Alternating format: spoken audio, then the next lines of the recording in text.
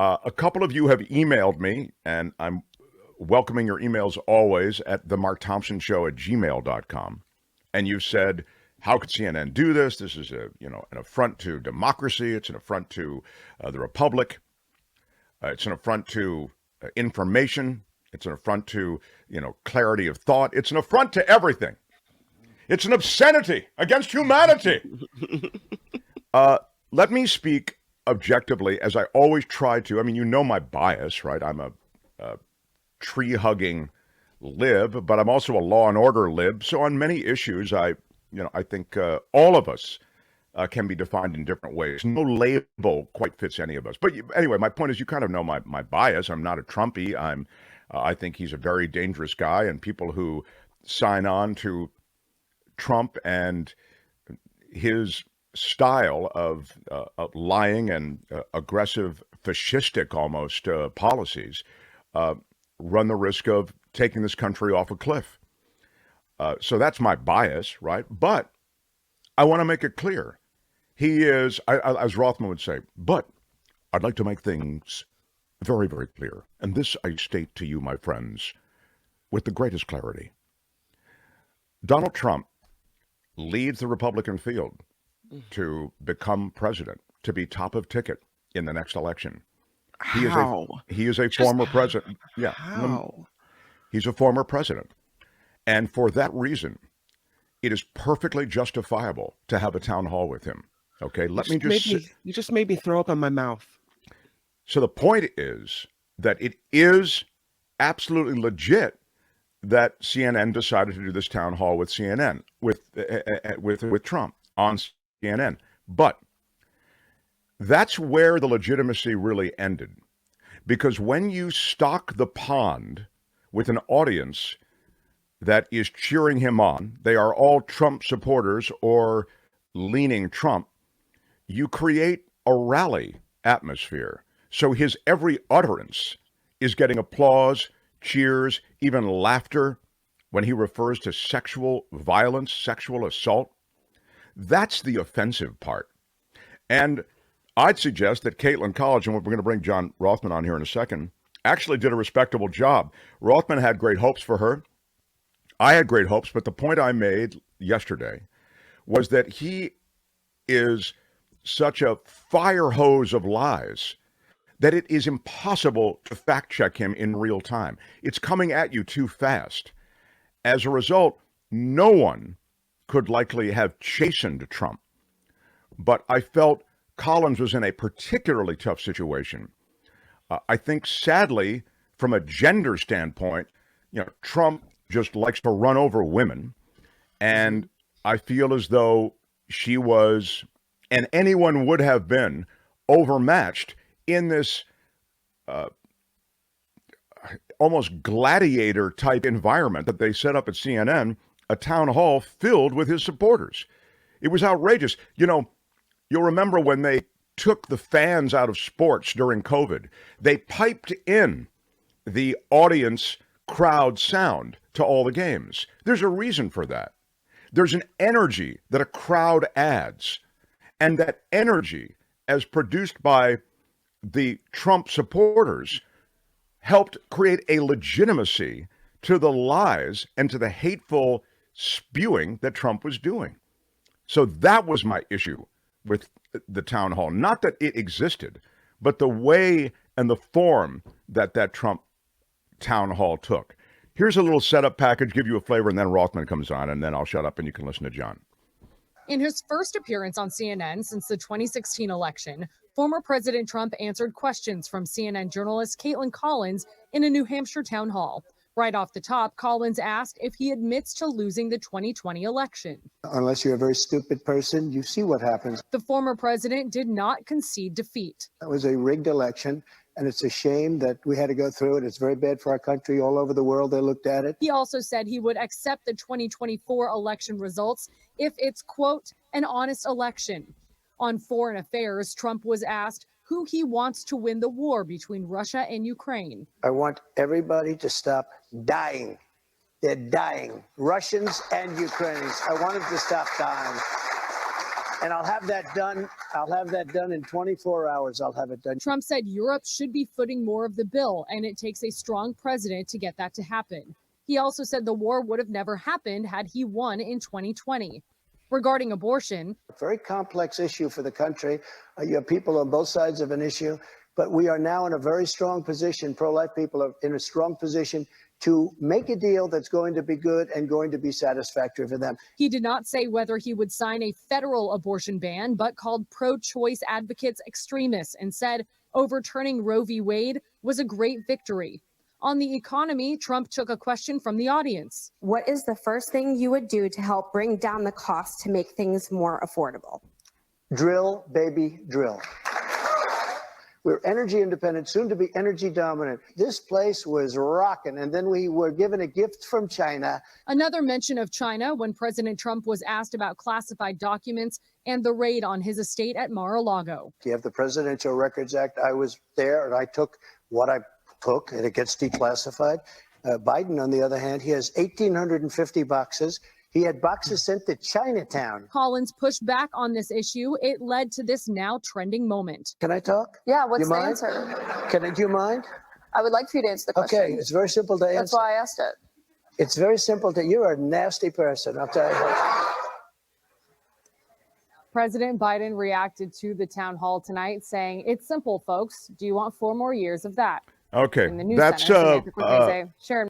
that's a sense of I think from an overview standpoint of what happened last night on the town hall. Now, without further delay, let me bring him in, the sexy beast that is the great political mind, John Rothman. Everybody, John, nice to see you. Thank you for being with us.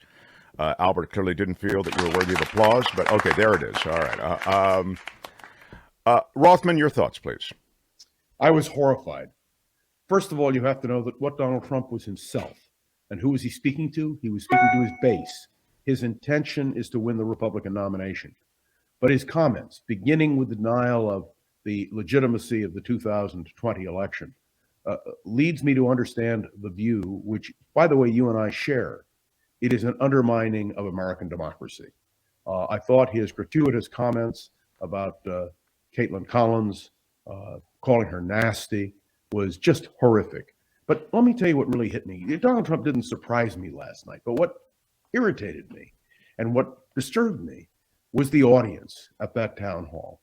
Now, theoretically, CNN set up a town hall which had Republicans, which is what you want. You want to get a reaction. But the fact that Donald Trump received the applause and support that he did is revealing of the fact of the state of the Republican Party. Can you imagine any other candidate for president standing on a stage and making the kind of comments that Donald Trump made? So what scares me, and I'm not surprised about Donald Trump. He doesn't scare me. I know who he is. I know what he represents. What scares me is the reaction of the Republican Party. They must person up on this in order to correct what I think is a horrible, horrible aberration in the history of Republican politics. Am I concerned for our country? You bet. When the election takes place, assuming it's Trump versus Biden, you know that Donald Trump has a solid base of support. What I find disturbing, Mark, is that he has any support at all. What he did last night revealed the true Donald Trump, and that should scare us all. Well, I would only suggest that I didn't think much was revealed last night. I think he is the same guy that he was in 2016. I mean, he really is someone who demonstrates that he plays the same tune all the time. You saw it in the chat here that's coming up in some of the comments. Randy suggests, well, he speaks in a real way to everybody. Individually, in other words, when he speaks in a real world kind of a relatable way. All right. I mean, that's like a real tortured way to sort of explain away hateful, ridiculous statements. I mean, on facts, he's so out there. I mean, in other words, if you try to just evaluate policy, we were talking about this yesterday, John. You were saying, well, you could talk about his policies, and I thought you made some good points yesterday when you were saying, Republicans can talk about Trump's policies during his administration without actually embracing Trump. But you get into his facile responses to Collins's questions last night. For example, how would you heal the American economy, or how would you be drill baby drill? Drill baby drill is ridiculous. First of all, it'll have no impact on the American economy. The oil that's drilled here is shipped onto the world market. Okay, it doesn't even stay here in this country. It's not as though the proceeds from drill baby drill are staying here in America and enriching any one of the Americans watching this broadcast now. The other thing is the war in Ukraine. I'd have the whole thing, wrapped up in 24 hours. I mean, these are just statements he makes, and it's he's not queried further on them. And to be fair to her, I don't think you can. It's very hard to push him further with follow-ups in a limited format where you have other stuff you want to get to, and as he just keeps serving this stuff up like a short order chef. Yeah, he's a bully. We know he's a bully. What I learned last night is he did not try to ameliorate what was clearly a performance designed to hit his base. Can Donald Trump be elected president of the United States using that kind of language, that kind of rhetoric? Chinatown? Give me a break. And the answer is that's the ultimate test for the American people. You mentioned the foreign policy issues. Let me be clear. Donald Trump, when it comes to Ukraine, well, you heard Republicans this morning. The only criticism that I really heard of Donald Trump came from those Republicans who support the Ukrainian move for freedom and independence. And that also is something the Republican Party will have to wrestle with. So my bottom line evaluation of this is Donald Trump was who he is. There was no change, but what he said should disturb us all. And the Republican Party is going to have to wrestle with that for sure. Asked if he should apologize to former Vice President Mike Pence, whom he pressured to help stop Congress from certifying Mr. Biden's win, he said, quote, no, because he did something wrong. And of course, what Mike Pence did was exactly right, constitutionally, from the point of view of his function. And Mike Pence did the right thing. Doesn't mean I'm for Mike Pence for president, but it means that Mike Pence stood up. So this is a choice the Republicans are going to have to make. Maybe it's not a bad thing that Donald Trump stood on that platform last night with arrogance and bullying and, frankly, no facts to back up what he said.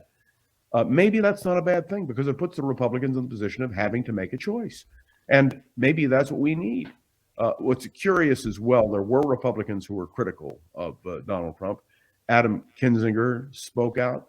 I listened very carefully to the comments that were made by Asa Hutchinson, but those are normal critics. One other quick comment. After the Trump performance, and that's what it was, Gary Tuchman on CNN did an interview with a panel of Republicans. And what disturbed me there is, again, the total lack of outrage. And Gary tried in a very clear and precise fashion to draw out those Republicans, and they would not be drawn out. So this is something else we have to consider. Yesterday, I used a term which resulted in a spate of emails to me accusing Donald Trump of leading a cult. I believe it is. And I believe the tragedy is that no matter what Donald Trump says, there are people who will follow his lead. What we needed last night and what we got from CNN was the exposure of that. And let me point out, CNN repeatedly said this forum would be available to all the Republican candidates for president who are creditable. And that means they will have those kinds of forums with all of the other prospective candidates for the Republican nomination. Will it make a difference? I doubt it. Yeah, it makes a difference to CNN's bottom line. They're trying to siphon off Fox News viewers who might be disenchanted because Trump is not persona non grata, but certainly someone who has a more troubled relationship with Fox than he had had over the last 4 to 6 years. I hope you noticed that Fox News did not cover what happened on CNN. They've given it very low visibility in their reporting today. They've rather decided to concentrate on the border situation. It doesn't surprise me, but it goes to show you, Mark, how important it is what you do, what I try to do, which is to give fair analysis and to have an opportunity for people to have feedback. And that is not what we get on Fox. And we'll have to see how it all plays out. Yeah, I think in the case of Trump, there were some good comments here, by the way. I am seeing them along the way as they're being put on screen. Can you read a few of them? Trump does talk to the people. He has no plan, tells people what they want to hear, doesn't commit to anything, and then screws everyone over while he individually benefits. That's from Walnut Creek Adult Softball. Yeah, I agree with that. It was also noted, I thought, appropriately, that because of this town hall, there is sort of a burying of that $5 million judgment, the libel judgment that we're just coming off the heels of. He dismissed it last night, and he ridiculed what the court did. Can you imagine a president of the United States who ridicules the American legal process? I mean, he defended sexual, essentially explaining away sexual abuse and the sexual violence associated with grabbing women. Just remember, as a result of being a celebrity. He's a star. That's what he said. Biden had higher jobs in his 2 years than all the 4 years of Trump. Yet his cult says it didn't happen. Calvin says, "Thank you, Calvin." I think it also worth noting, John, I'm surprised that you say you got a spate of emails as a result of mentioning the cult around Trump. It's clearly a cult. I don't think that's a particularly courageous position to take, and yet people get angry at you for taking it. I don't understand it. It's obviously, as you say, if you watch the conversations that followed the town hall, those are people who are ready to deny everything in service of their relationship with this guy. That is a cult. Now, the other part of Trump, I think politically, is transactional. That's the relationship that the Christian right has with Trump.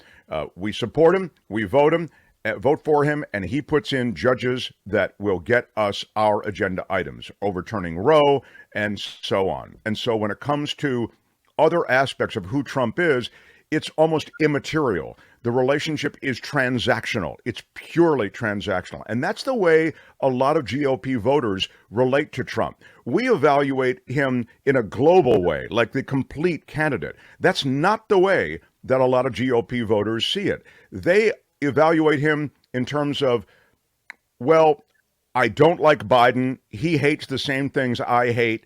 I don't like the guy particularly, but from the standpoint of putting this nation back on track and getting away from wokeism and all the rest, I'll go with Trump. I mean, literally, John, the arithmetic is that simple. There is no long math being done. Or is it long math or long division? I guess they're both the same. There's no long division being done in the evaluation of whether or not to vote for Trump or any other GOP candidate on the part of many independent voters. The key word for you is division. Donald Trump's strength is his ability to divide America. His strength is to be able to take his base, build on it, make that base vote for him. May I tell you the other thing that really disturbed me last night? He rightly took full credit for what happened on the Supreme Court with Roe v. Wade. But if I were a justice of the Supreme Court who had been nominated by Donald Trump, I would have been horrified at the thought that he was taking credit for a Supreme Court decision. It is the judgment of individual justices, no matter who puts them on the court, that matters. And Donald Trump's essentially usurping the ability of the court to be independent was also, to me, disturbing to the nth degree. The other thing, by the way, was something, and it got a good laugh, and it deserved a good laugh, was when he responded on the question of the debt limit. And Caitlin Collins properly pointed out that he'd opposed such a thing when he was in the White House. He said, well, I'm not in the White House anymore. And the room cheered. They cheered him. Yeah. And they cheered the hypocrisy. Right. Yeah. It is. By the way, John, I love that you mentioned that one moment. I don't mean to interrupt, but I thought that it was his one moment of total candor where he's saying, yeah, I was against it. I'm when I was president, but now I'm for it. You know, I'm for default. He actually suggested that the nation default on its debts. And that's what I keep trying to impress upon many of the visitors here who give us political analysis, yourself among them. I think there's a different quality to those leading McCarthy in the House. The Lauren Boeberts, the Marjorie Taylor Greens, even Josh Hawley on the other side. I think that on the Senate side, I think the idea somehow that these extremists wouldn't put us in default I think that's wrong. I think they very much lose sight of what default actually does. And you heard Trump They last don't night said, understand "I what default." default is. They don't understand default. Exactly. And that's the reason why it hasn't been accentuated during the course of the post discussion. But what Trump said about that and the audience response, Mark, I wasn't surprised by what Trump did. But what disturbs me is the audience reaction. And let me tell you, if I were a Trump advisor, I were doing an evaluation for him, I'd said, sir, you did exactly the right thing. And you proved where your strength is. And that strength may win you the nomination. The question then becomes, using those kinds of divisive tactics, can he again achieve the presidency? And I don't believe he can. I shouldn't say I don't believe, I hope he can, because I think it would be a disaster for the American system. Well, in our last minute, I would just say that you've happened upon what I think really this all boils down to. We saw last night the same kind of thing from Trump. He's not changing. He's leaning into all of it. There's both BS, there's offensive, grotesque statements. There are utter, inaccuracies on a level you almost literally can't keep score. But what you just said, what John Rothman's just said, or at least hinted at, is important. And that is the election itself comes down to a sliver of voters. The way our ridiculous system works is this electoral college, and it's going to be independent voters and a sliver of them, and uncommitted, I think, suburban women, wouldn't you agree, John, who very much will influence this next election. I think you've hit on something, but I have to tell you, there's a difference between our approaches, Mark. I really believe in the good sense of the American people. I believe that if the facts are laid out, the American people will understand the abuses. And if you haven't read it, I urge everybody to read this book. It's the final report of the January 6th committee. Read it with care, because it underlines the threat that Donald Trump poses to our American system. The fact that he's a John, you don't think that the facts were laid out well enough? What happened in 2016 if it's all just about the facts and American people are so smart and they only care about facts? Let me remind you that in 2016, as you just pointed out, the system, in a sense, failed. Donald Trump lost the popular vote. He lost it overwhelmingly by 3 million votes. He lost, I have to point out, by more than 7 million votes in the last election. And he can cry fraud. And that Caitlin Collins came back strong, pointing out that the Trump team filed lawsuits and all of them were thrown out. Do you understand? I hate to use this cliche, but denial is more than a river in Egypt. What you have, honestly, was Donald Trump in complete denial about the truth. And the question will be, and it's one that you and I will be discussing throughout the next year, the question will be whether the American people will accept Donald Trump's, lack of honesty, his BS, if you will, and whether or not they will embrace that. May I say, for the sake of all of us, whether you're a liberal or a conservative, a Democrat or a Republican, I hope the American people are wise enough to reject it. Yeah. Again, you have more faith in the American people than do I, and just people generally, I think. I'm not singling out Americans particularly. But I certainly hope, I think you're right. The facts are there on display. Facts were there on display last night. But as I say, you had that Greek chorus that was so in his camp that it was really just like a Trump rally. And for that reason and others, it was disgusting. They were all Republicans, and the idea that CNN had was absolutely correct. To have Republicans in the room, Republicans posing questions, Republicans responding. And so if you really want to know my bottom line, what bothered me more than anything else was the response of the Republicans in the room. But they John, we couldn't disagree more. I mean, it's no problem with having Republicans in the room, but you had exclusively Republicans in the room. You had exclusively Trump supporters. You had it was a show. Remember, these are TV shows. Mark, that's what it was. But I It was a mean, so Republican as I force. said before, his every word was celebrated, and as you had them, laughing at sexual assault, you had them I agree. cheering. I agree. I thought it was an abomination, absolute I abomination, agree. and was ill-conceived. I know you agree that an abomination, but I'm saying ill-conceived to have an exclusive Republican crowd because that's the result you get. Let me ask you a question. If the goal was a Republican primary discussion, which is what CNN advertised it as, wasn't the point to have in the room a representative group of New Hampshire Republicans? And I've worked New Hampshire many elections. I know New Hampshire very well. That was the whole point. Rather than being a weakness, it was a strength, I think, because it revealed the weakness of the Republican Party. And they are now going to have to deal with that. If this were a general election, if it were an open forum, a general election, then what constituted that audience should have been very different. But the whole point— Okay, fair enough. Yeah, fair enough. I get it because it was a primary. Okay, fair enough. I'd suggest to you that you could have done it with a smaller crowd. It was as I say, it was like a rally. It was. Aren't you glad you saw it?